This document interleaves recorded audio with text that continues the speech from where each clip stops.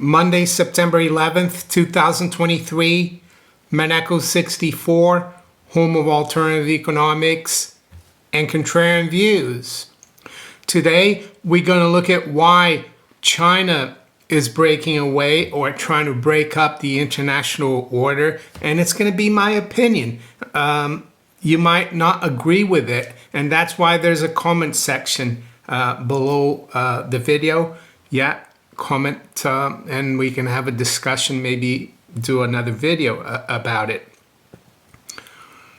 Yeah, of course, today is 9/11, and I remember that day I was in the office. It was, I don't know, early afternoon in London, and all of a sudden I got an order through a direct line I had with my client in New York. He was already in. And he was usually a very quiet person, reserved, but he just barked through a huge order, and I knew something was wrong. So that's my experience of 9/11. I won't go through the whole thing, but yeah, I still remember that. So now it's 22 years ago already. Doesn't just shows how time goes by very quickly. Anyway, before we go into the Chinese question, why it looks like China is being belligerent, that's at least according to the mainstream media. We're going to look at some news that have come out of Japan over the weekend that is already affecting the market this morning, London time. And maybe we'll just quickly go through the markets before we go into China. We'll do something different. So, major story out is this one here. Bloomberg is reporting, and just to let you know, I won't be able to be putting these links from archive.ph in the description. YouTube is basically deleting them. So anyway, here's the story though. I can give you a screenshot of it. Yen climbs, bonds drop after Ueda comments on negative rates. Bank of Japan boss discusses improvement in wages trend. Yen is still near its lowest in more than 3 decades. So it goes on to say the yen advanced against all group of 10 currencies, and government bonds slumped as traders mold potentially hawkish comments from BOJ Governor Ueda on the negative interest rate policy. Ueda told the Yomiuri newspaper it's possible the BOJ will have enough information by year-end to judge if wages will continue to rise, a key factor in deciding whether or not to end its super easy policy. So he's even talking about ending negative interest rates. And that's why the JGB yield overnight, and Tavi Costa noticed it, is the highest in, a decade. It reached 0.7, according to my systems here, investing.com. Right now we're at just below 0.7, up 5 basis points. It doesn't seem much, but it's highly significant. And I've spoken, of course, many times about the yen carry trade. I even have a playlist if you don't know about the yen carry trade and how important it is for all the Western financial system, including the US. Yeah, click on the link above to my playlist. But yeah, so what this has done, it's strengthened the yen versus the dollar. The dollar right now is down 1.22%, which is a huge move in the FX market. We're just trading below 146. We've seen gold actually rise $10. We're trading right around 1929, so up 0.5%. Silver is up 20 cents or 1% at 23.12. Yeah, the stock market is up in the US. It's up 1/3. The Dow futures, NASDAQ 100 is up 0.6, and the NASDAQ and the S&P, is up 0.4. And we're seeing sterling and the euro up about 1/3% as well. So usually this kind of talk from the BOJ, yes, weakens the dollar, and it's actually helping risk assets, which is strange. It shouldn't. But we need to keep an eye on this. And we're also seeing U.S. Treasury yields also rise. The 10 years up 2.5 basis points at 428. Over the weekend as well, we had Nick Timiraos, I think that's his name, from the Wall Street Journal. He said that the Fed is changing its policy. It's not completely pivoting, but I think it's on the way to pivoting. And why do I think that is? Well, because as you saw, if you watch my video from Saturday about the banking situation, the FDIC quarterly report, the banks are in trouble, and they would get into even more trouble if treasuries start rising. So the Fed is stepping back, I think, and this is also helping here risk assets. So I wanted to put that out there so we don't have to look at the markets at the end today. So back to China. And yes, I subscribe to the FT and I look at other mainstream publications only because I look at Twitter and what people tweet. I try to stay away. I don't watch television. I don't watch the news. But you've probably noticed that even the people in the alternative space, especially in the US, they're very anti-China.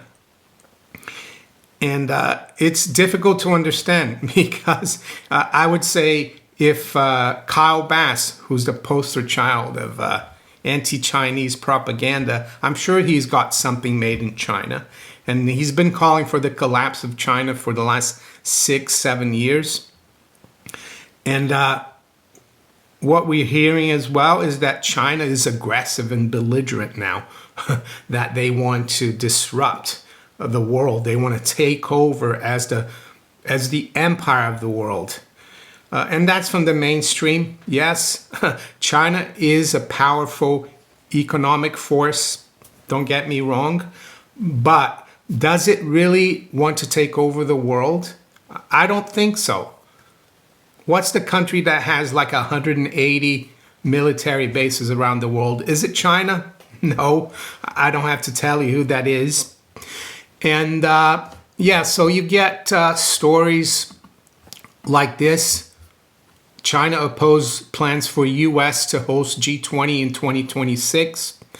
This is from the FT. Officials say Beijing unsuccessfully sought to delete reference to America's presidency from this year's declaration. And there's the West, you know, especially the mainstream media, when you read it, maybe the Telegraph as well, people are puzzled as to why China didn't want to go to the G20. And Russia, of course, didn't go either. And by not going, I mean their leaders, their main leaders. They did send secondary leaders there, but they didn't send Putin or Xi Jinping. Yeah, and there's an old thinking that what we get told by the mainstream media is just for public consumption, and that you have to really be behind the scenes to know what's really going on. Am I behind the scenes? No, but there's an old dictum about following the money, and that the money always tells the story. And I saw this article here in the foreignaffairs.com website, and it's entitled China's Road to Ruin. And it's not, it looks like China is going to be ruined, right? But they're talking more about the Belt Road Initiative, how a lot of countries that have been involved with China, they're up to here in that they're having trouble with their debts, and that the IMF is having to help them. But the Chinese, apparently, according to the Foreign Affairs magazine, which is really an arm of the Council on Foreign Relations and the Royal Institute of International Affairs, or Chatham House, they're saying that China is being unhelpful, that they're not transparent, and that the IMF is having to help these countries that China lent to. and China doesn't want to play ball, that maybe they will have to change the rules. And I think this is what it's all about. And I'll come to why in a minute. But you've noticed in the last few months, you've had all these officials, American officials, I think Janet Yellen, Blinken, even Kissinger, who's not a official of the government, but he went, and now the Commerce Secretary, they've all gone to China. No Chinese officials have gone to the U.S. So the U.S. is like, they're the ones who have a problem with China. And I think I found the problem.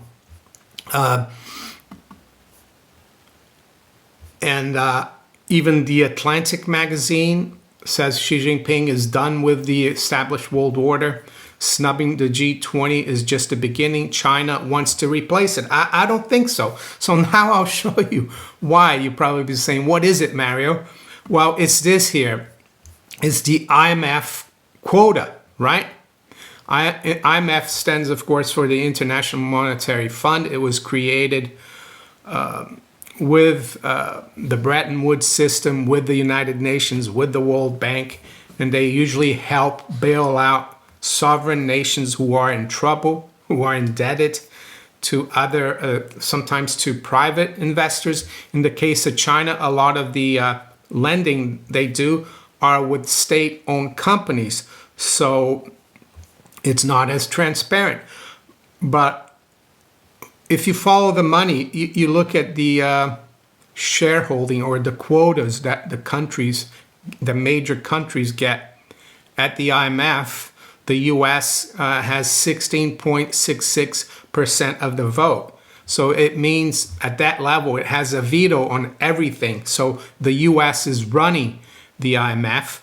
And if you look at the Japan, if you look at Germany, the UK, France, and Italy, if you add them up, they've got 11.5, 15.5, 19.5, about 22.5%, and you add that to the US, they control the IMF, and China only gets 6.14% of the vote.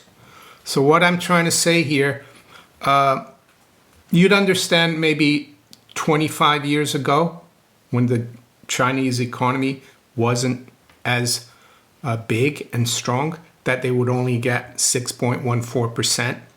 And it all has to do with this sovereign debt situation, especially in Africa, but also in some other countries. And if you look at GDP of the major countries, you can see that if you add Japan, GDP 4.2 trillion, Germany 4 trillion, that's 8.2. India, well, don't add India because it's not part of the quota there. You add the UK, that's 11. You add France, that's 13. And you add Italy, that's 15. So all those countries together, they have a smaller GDP than China, which is almost at 18 trillion. And yet China only gets 6%, 6.14% of the vote in the IMF. And I think that's what it's all about. And I could be wrong. Yes, there could be some angle where China wants to be more powerful and influential. But wouldn't you want to be more powerful, well, more influential if you had the biggest purse? And that's what I'm trying to say. Am I trying to defend China? No, I'm just trying to tell you why this is happening. And we are seeing a lot of countries, especially in the BRICS, they've realized this. India, by the way, only has 2.66%. They've realized this, and other countries that are joining the BRICS from next year, they've realized this, and they've said, well, the IMF, the US that controls the IMF, they will never let the IMF be like fairly representative of the economic power of different countries. They haven't allowed China to have a higher quota. I would say the Chinese quota should be maybe 15% if the US is 16%, only because the US still has a higher GDP than China. But that's That's China's closing in on the U.S., and that's what it's all about. I think that's why in the West we're told that China is belligerent, that they want to go after Taiwan, but they don't tell us that China is getting shortchanged in terms of its IMF quota, IMF votes. And that's very important because with a veto, the U.S. can, they can run the IMF. It's like the president of the United States. He or she, well, we haven't had a she, but can veto any bill and has the final say. So that's how I see it. Follow the money. That's why I think China is, well, they're not wrecking the international order. They're just they try to be part of it, and they weren't allowed to be kind of almost equal. So I think the country that is belligerent, of course, is the one that's been in power, is the Thucydides trap, right? And I think the U.S. Will wreck things as much as possible to try to destroy the BRICS alliance. And things are going to get quite interesting. I don't know exactly how, but there will be a lot of instability. It's going to impact the markets, especially commodities, massively. It's going to impact the currencies. And there's only really a couple of monetary assets that will perform well, in my opinion, in such an environment, and that is gold and silver. So there you go. Rudy's getting a little restless this morning, so I'll say farewell to you guys. I wish you a great rest of the day. Take care. Bye.